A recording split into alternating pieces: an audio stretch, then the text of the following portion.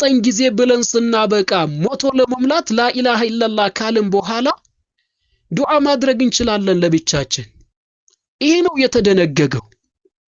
واضح ايها الاخوات ويدعو بينه وبين ربه በሱና በጌታው መሃል ዱዓ ያደርጋል። ሚፈልገውን ነገር እንዲሰጠው ለጌታው ጥያቄን ማቅረብ ይችላል። ጌታውን መማፀን ይችላል። ጌታውን መለመን ይችላል። وقال ربكم ادعوني استجب لكم ان الذين يستكبرون عن عبادتي سيدخلون جهنم داخرين ጌታችሁ ለምኑኝ መልስ ሰጣችኋለሁ። እነዚያ እኔን ከመለመን የሚኮሩ ሰዎችና የሚያቀራሩ የሚንጠራሩ ሰዎች ጀሃነምን የተዋረዱ ሲሆኑ ይገባሉ ሲል አላህ Subhanahu Wa Ta'ala በተቀደሰው ቃሉ ተናግሯል። አላሁ يغضب إن تركت سؤاله وبني آدم حين يسأل يغضب كما قال الناظم عليه رحمة الله الله سبحانه وتعالى እሱን መለመንን ከተውክ ይቆጣል። የሰው ልጆች ግን ሲለመኑ ነው የሚቆጡት። መለም يسألillah يغضب عليه ብለዋል ረሱል። አላህን ያለመነው ሰው አላህ Subhanahu Wa Ta'ala ይቆጣበታል ብለዋል።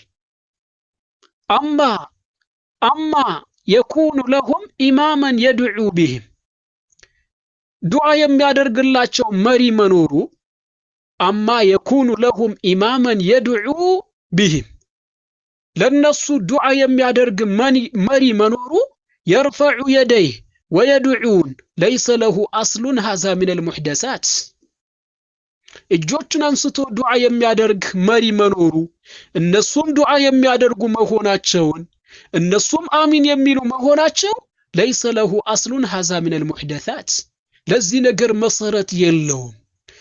መሪያቸው ዱዓ ያደረገ እነሱ አሚን ማለታቸው ለዚህ መሰረት የለውም። ከፈጠራዎች የሚቆጠር ነው።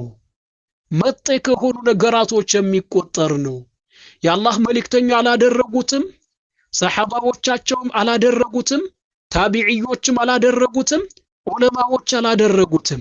من أحدث في أمرنا هذا ما ليس منه فهو رد በዚህ ጉዳያችን አዲስን ነገር ያመጣ ሰውና አዲስን ነገር የፈጠረ ሰው ከጉዳያችን ያልሆነውን ነገር በሱ ላይ ተመላሽ ነው ሲሉ የአላህ መልእክተኛ ተናገረዋል።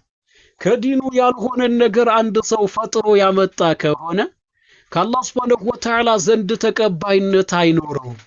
በሌላ ሐዲታቸው من عمل عملا ليس عليه أمرنا فهو رد ትእዛዛችን የሌለበትን ስራ የሰራ ሰው በሱ ላይ ተመላሽ ነው፣ ተቀባይነት የለውም ሲሉ ረሱል ተናገረዋል።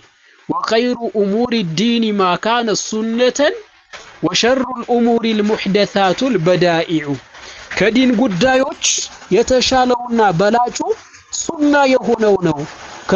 ከዲን አጀንዳዎች የከፋው አዲስ የተፈጠረው ነው ሲሉ ዑለማዎቻችን አለይሂም ረህመቱላህ ተናገረዋል። ሊዛ ሙህደሳት ከሆኑ ነገራቶች አንዱ እንደመሆኑ ልንጠነቀቀው ልንርቀው ነው እንጂ የሚገባው ልንጠመድበት አይገባም ማለት ነው። ويعتبر ذلك عند الإمام مالك من المحدثات التي لم تكن في عهد السلف بجمع دعاء مدرك كإمام مالك زند بسلفوت زمن ያልነበረ ከፈጠራ ይቆጠራል ብለው ይገምታሉ።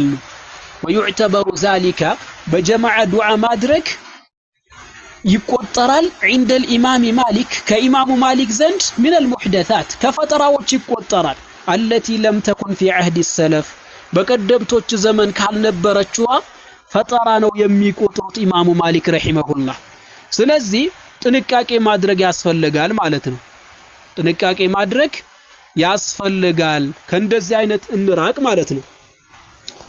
بعد الصلاه ከሰላት በኋላ በማህበር የሚደረገው ዱዓ መተው ይሄም ከፈጠራዎች ነው የሚቆጠረው። ያው ዝናብ ጀምሯል ሊረብሸን ስለሚችል እንግዲህ አጥር መጠን ያደረኩኝ ይሄዳለሁ ኢንሻአላህ። وترك قراءة القرآن عند القبور ከቀብር ዘንድ ቁርአንን መቅራት መተው ይሄም የረሱል ሱና ነው። ከቀብር ዘንድ ቁርአንን መቅራት ቢድዓ ነው፣ አይቻልም። ሰላትንም መስገድ አይቻልም። ሌሎችንም ዒባዳዎችን መስራት አይቻልም። ወተርኪል ኢጅቲማዒ ሊልመአቲሚ ለለቅሶ መሰባሰብንም መተው ይሄም የረሱል ሱና ነው። ወገይሪሃ ሌላም ነገር አለ በመተው የሚገኝ ሱና። ለምሳሌ ለለቅሶ መሰባሰብን መተው ከረሱል ሱና ነው የሚቆጠረው። ገብቷቸዋል።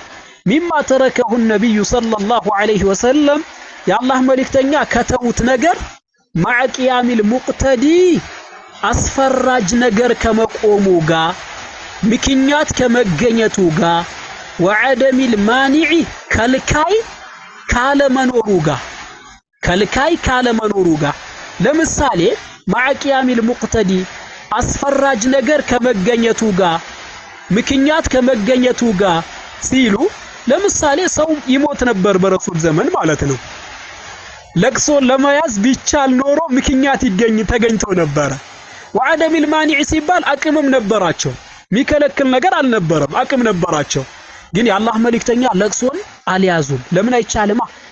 ስለማይቻል ማዕ ቂያሚል ሙቅተዲ የሚያስፈርድ ነገርና አስፈራጅ ነገር ከመቆሙ ጋር ምክንያት ከመገኘቱ ጋር ወዐደሚል ማኒዕ ከልካይ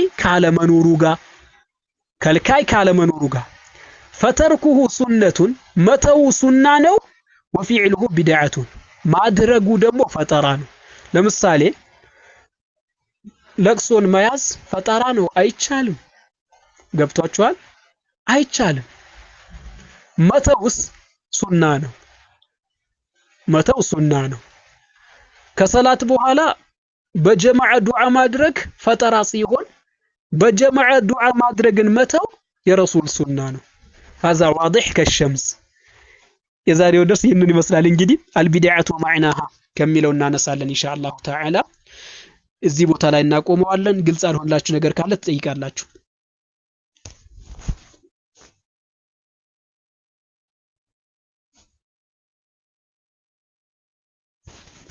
نعم واضح ያልሆነላችሁ ነገር ካለ ጥያቄ አንሱ።